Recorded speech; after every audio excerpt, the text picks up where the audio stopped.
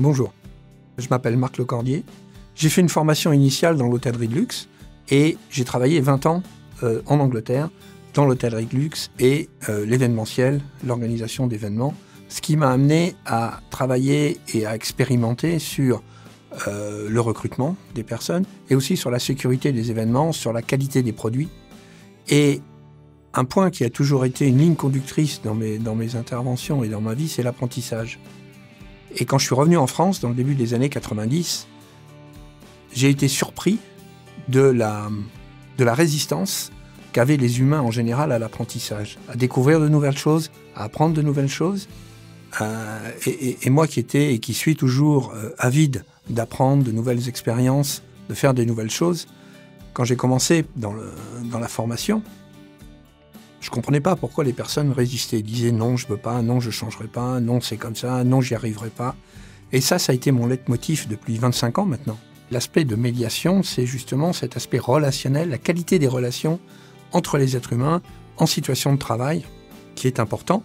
Et derrière ça, le fondement, c'est bien l'apprentissage. C'est bien comment changer et faire évoluer nos comportements pour être à la fois en phase avec l'environnement et en phase avec soi-même. Le schéma traditionnel en France de la formation, c'était du présentiel et on pouvait faire des stages qui duraient une semaine en présentiel. Maintenant, c'est fini.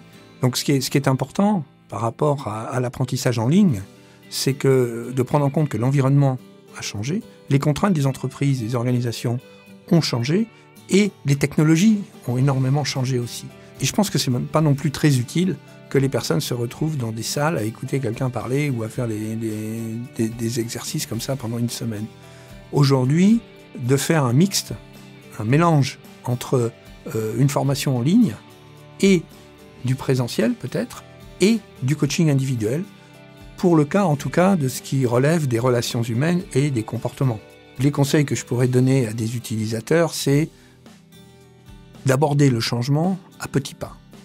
Donc l'avantage d'avoir des tutoriels en ligne, c'est que c'est séquencé en plusieurs séquences et on peut revenir autant de fois qu'on veut sur une séquence et cette notion de cheminement, de petit chemin, un petit peu comme le petit poussé avec ses cailloux, c'est qu'à chaque fois, je peux m'entraîner sur un comportement, une attitude, jusqu'à temps qu'elle soit fluide ou intégrée et surtout que je sois en accord avec ça.